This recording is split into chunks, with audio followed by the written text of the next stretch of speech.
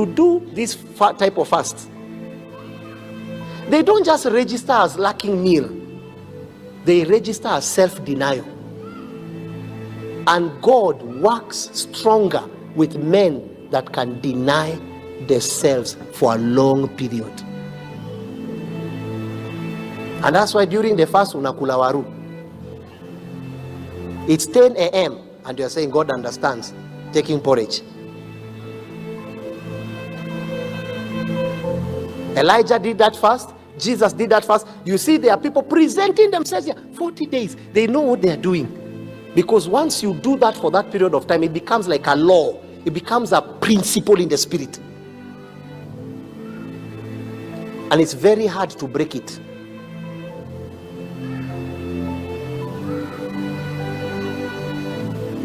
He presented himself 40 days, morning and evening, verse 17. Please read it. Then Jesse said to his son David, take now for your brothers and of the dried grain and these 10 loaves and run to your brothers at the camp. So what did the father see David as? Chef, errand boy, not chef, errand boy. Mtutu wa mko, kada ya mox. Kada ya moko. A guy that can just stand.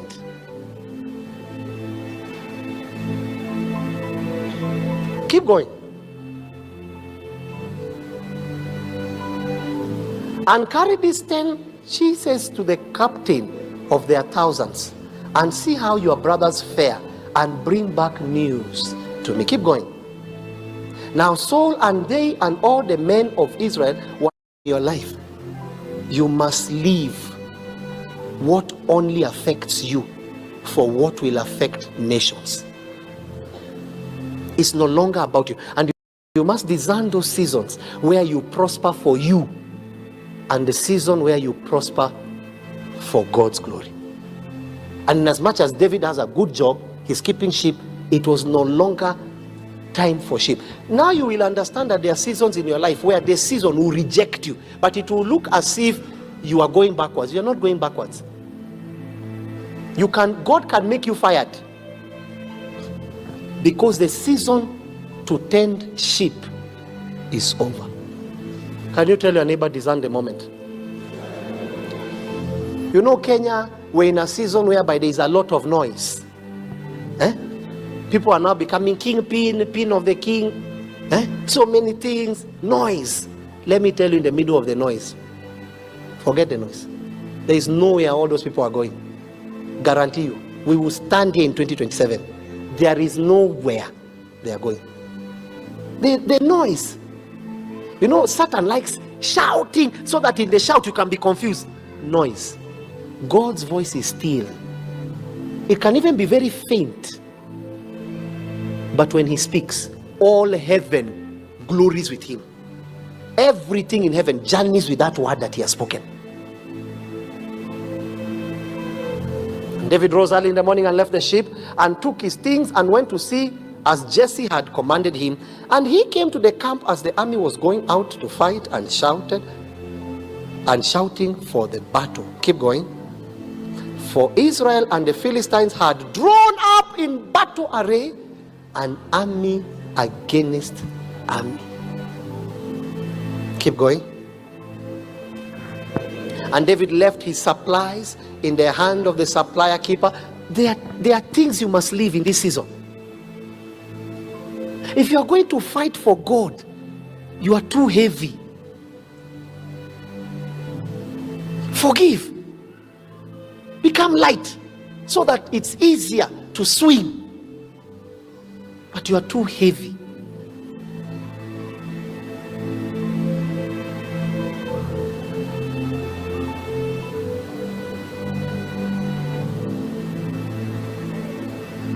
And came up and greeted his brothers. Keep going, verse 23. Quickly. Then as he talked with them, there was the champion. Notice even the word they gave him. They forgot calling him Goliath.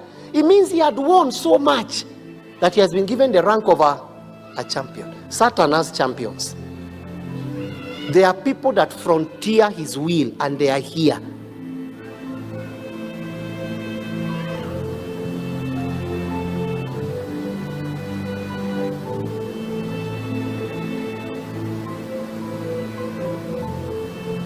How can a champion from the camp of darkness come to a champion in the camp of light and then they are doing a gospel song together? And you are collaborating. How is that possible? By what spirit do you sing the songs you sing? What spirit?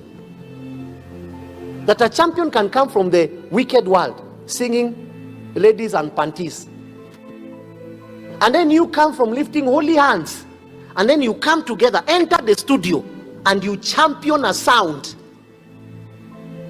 No, it's not possible. It's not possible. I speak that in parables. Few will understand what I've really said. And then he talked to them saying, there was the champion, the Philistines of Gath, Goliath by name, coming up from the armies of the Philistines, and he spoke according to the same words. So David, do you remember what Goliath, you know, the prayer of Goliath was answered. I like when Satan challenges me. It's not me that was challenged. David was not the one to challenge them. Goliath is the one that was saying, is there not a man? Who Jehovah presented a man. Now, this is the problem. The man, always the man that Jehovah will present, does not look like the man of the day. I'm going to speak in parables to you. The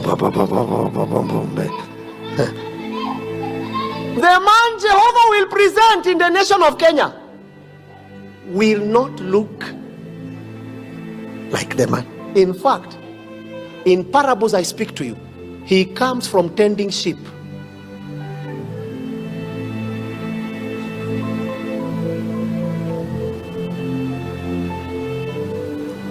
But he is willing to challenge the words of Goliath. Jehovah will raise that man. Who can change the economy? Who can change the nations? There is a man Jehovah has kept in the dungeons for such a time as this. There is a man.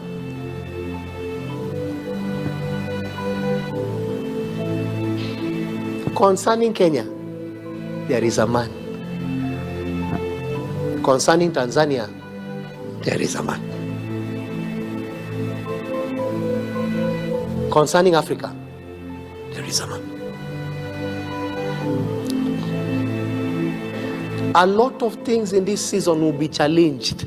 Then and only then shall you know that God is the lifter of men.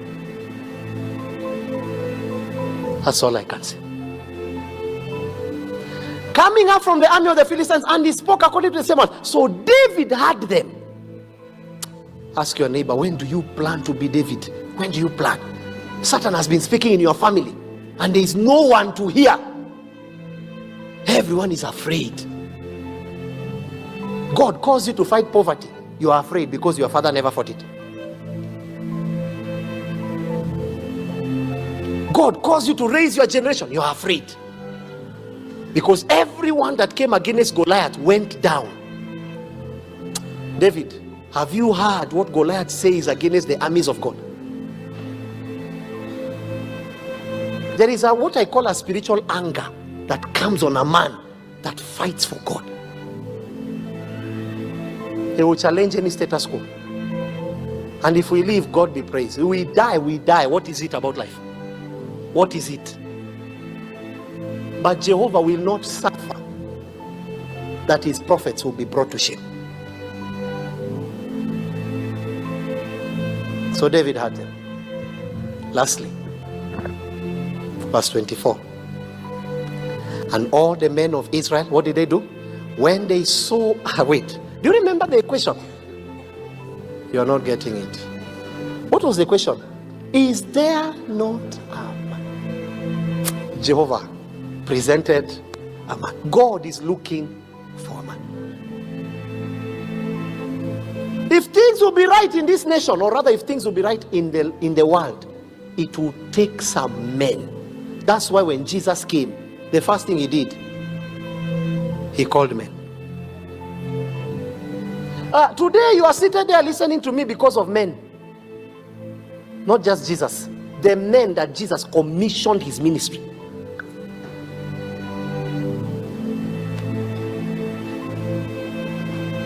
There is a song you like singing.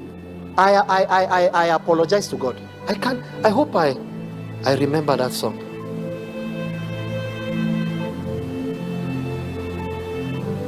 There's this new song that has come and has connected to an old song. Yeah. I have decided to follow Jesus. I have decided to follow Jesus. I have decided to follow Jesus. No turning back. No turning back. When I was a bit younger, like 26, I went to the histories and studied the song. I came to know that many people don't even know. There was a missionary that went to India. God is looking for a man. He had come from his nation and he traveled to India. He went there and stood and preached Jesus. And a family of children, mom and dad, had it. And they gave their lives to Jesus. When the chief of the town had it, because it was a taboo, you can imagine the culture, he came out and he brought them in front of the people, a parade. This is what you don't know. So listen, before you sing that song, do that song justice. Do the song justice to really know when God is looking for a man, what one man can do to a nation.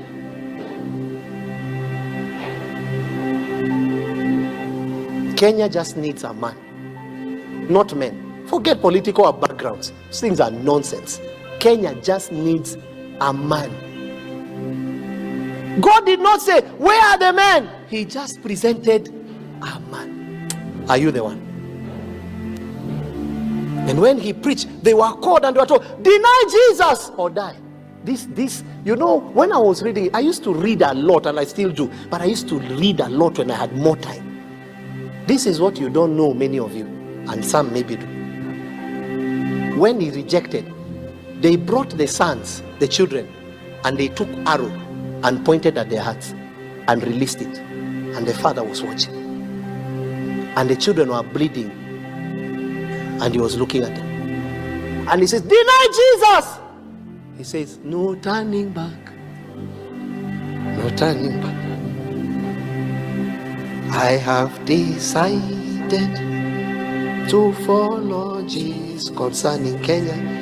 I have decided to follow Jesus. I have decided to follow Jesus. No turning back. He watches. He turns to his wife and he said, deny Jesus. The arrow is released. And his wife is hit and falls. And guess what he does? No turning back. My wife, see you on the other side. He looks at him now and he says, save yourself. Deny Jesus. That's where he stood, his own words. That missionary, that family that the missionary prayed for. That is where the song came from. That he started, and when he looked, and the only word he spoke, the only statement he looked at the chief spoke, he says, I have decided to follow Jesus. No turning back. They released so many arrows and he died. Now this is what will shock you. That's not the issue. You know what I like about the story?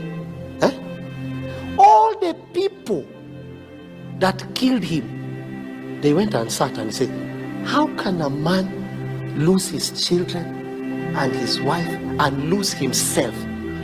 Who is Jesus? Guess what? The whole place became born again. A man. God is looking for a man. You don't know what it means to God when you are on ground for God. You don't know that. You don't know. You don't know what it means to God. The person that threw, the chief, the big guy, he accepted Jesus. Now, the question I want to ask you, it will take a heavy load of witness to bring salvation to a nation. That means it will be costly, and sometimes it might be bloody, but my blood will count. It will count. Whatever it takes for God to become Lord, it will. But many shall hear, and many will come to Jesus. That's all I can say.